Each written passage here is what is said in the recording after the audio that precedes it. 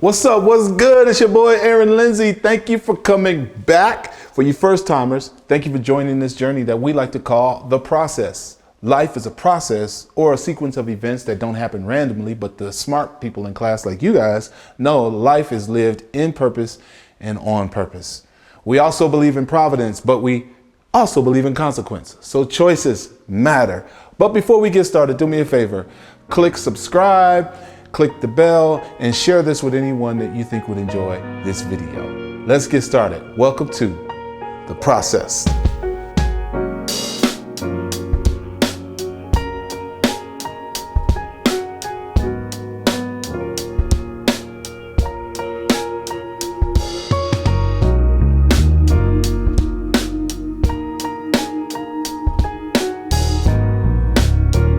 What's up? What's good?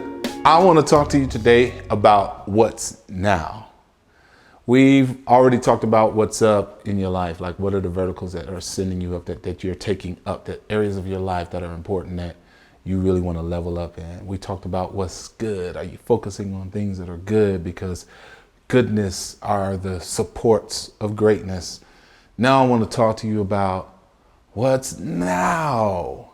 If you don't realize that yesterday is over, and today is today, and tomorrow is coming, you will miss the opportunity to really hone in on the best part of your life. And I'm gonna give you a little secret.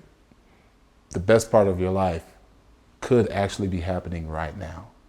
The fact that there's breath in your body, the fact that you're breathing, the fact that you're still living is an indicator that there is something special happening in your life and that God has a purpose for you. So what are you doing now? We can't live in the past. 2020 was hindsight. Hindsight is literally 2020. If you look at 2020, we learned so much, we experienced so much. I believe that 2020 was not a testing period. I've heard people relate 2020 to the wilderness or 2020 to all these different things. God is testing us. God is testing America. God is judging the world. I feel like 2020 was really the lesson period. I think that was the time God was teaching us something about ourselves. I believe he was teaching us the things that we need, the things that we don't need. He was giving us an awareness that we had emphasized things that really, honestly, weren't that important. I've heard people say they thank God for COVID. I personally don't, because I lost a lot of people, but I understand why they take that position, and that's because a lot of people learned that they didn't do the most important things leading up to 2020. 2020 was a year that I realized relationships really matter. I couldn't look at folks face to face. I had a daughter that graduated high school. We couldn't have a party.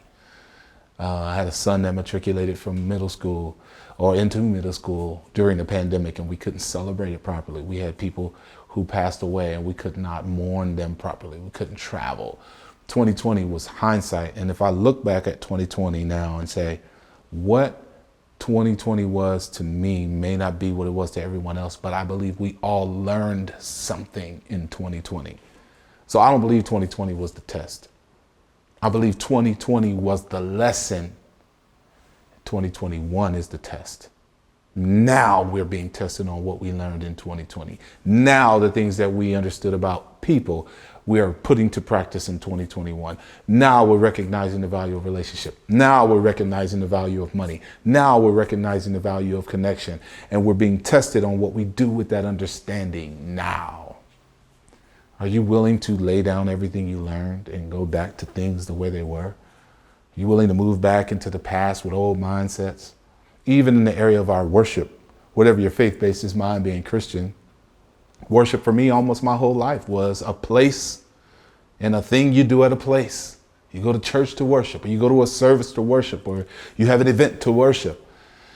And I quickly learned at the top of 2020, because we could not have gatherings, that worship was a lifestyle and a posture. Even though I had taught it, you can know things cognitively, but not be able to act them out practically.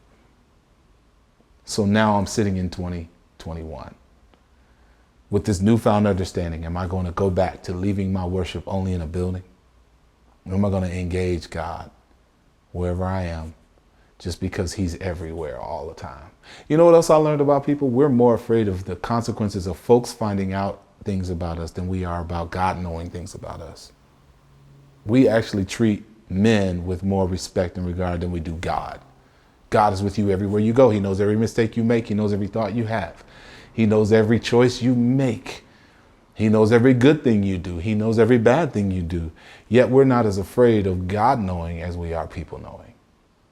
Oh, 2020 ought to have burned that out of all of us, because we lived our lives in private and we realized that even though people could not know what we were doing or where we were going, we also couldn't get around people. We realized that God and our family and those that were close to us was all we had. And guess what? It was honestly all we needed. But now that we're in this place of now that we're here, I want to ask you, have you focused on where you are? Have you taken assessment of where you truly are? You know, it's a very wise person that is conscious of where they are, because you can't get to where you want to go clearly without being keenly aware of where you are. We always talk about going there. I got to get to the next level. I got to get to that place. But honestly, where we are now is a there that we pointed to when we were at another place. You went from one place to another place, and now you're at the place called there. And some of us are so discontent that we're where we said we want to be, and all we can think about is where we want to go next. We haven't even maximized everything at the place that we are. Some of us are so frustrated with our lives. We're frustrated with our careers. We're annoyed with where we are. And we're missing the value of understanding where we are because we have a reluctance to accept that where we are is going to inform where we're going. If you don't really understand where you are, you can't even point yourself properly to where you want to go. I'll tell you a story. I played football when I was young. And I remember it was either junior high or maybe Pee Wee League or something like that. We had a game, and in football, for those of you that aren't athletes or don't watch the sport, there's something called a fumble. A fumble is when the offensive player that has the ball, whether it's the quarterback or the running back or receiver, in the course of play, they drop the ball, or the ball is dislodged from their hand and it's a live ball. Anybody can pick it up, whether from the offensive team or the defensive team, and whoever picks it up can advance the ball for their team until the ref blows the whistle. And so I remember in this game, the offense had fumbled the ball, and our defensive team, in the melee, one of our kids on our team picked up the ball. And he got disoriented, I guess, and in the course of trying to get the ball, he gets up and he just stands up and starts running. And I mean, he was fast. I think he was like, I don't know, it was a safety or something, but he picked up the ball and he's running. And he's on his way, and all he sees is open field. Nobody around him, and he's like, yo, I am getting this touchdown. I'm a defensive player. I never get to score. The offensive players get to score all the time, but defense is about stopping the other team from scoring. So he's like, this is my shot. This is my moment. I'm going to get these points. I'm going to get my shine. And he takes off running, and it's wide open field. But behind him, we realize he's running the wrong way. He was so disoriented in the fumble and the recovery, and all he was focused on was getting to a goal, that he didn't realize he was running the wrong way. And so with people screaming, not just our team, his team was cheering. Our team was saying, wrong way, turn around, wrong way. Even the fans were saying, wrong way. Our coaches, our sideline was wrong way. He was so excited about getting to his goal. His name was Ron. All he heard was run, go run. We were saying wrong way. He couldn't even hear right because he was so ambitious toward getting to his goal. He didn't know where he was. So he gets to the end zone, spikes the ball, does his little dance, turns around, and the whole team had our hands on our helmets. It didn't even really hit him then that he had gone the wrong way. How many times in life are we so ambitious toward a goal, but we aren't really sure or clear about where we are? And we take off running toward the wrong thing because we may not have taken true assessment of where we are now. It takes a keen awareness of knowing where you are so that you can set the trajectory for where you want to go. One of the things that will make you forget to check yourself where you are is unhealthy comparisons to other people. If you don't know who you are and where you are, you will have a refusal to acknowledge what you actually have, what you bring to the table. Until you know who you are, until you know what you have, until you know where you are exactly, you can't accurately project where you want to go. Zig Ziglar said it like this. He said, wherever you are, be where you are. Be there.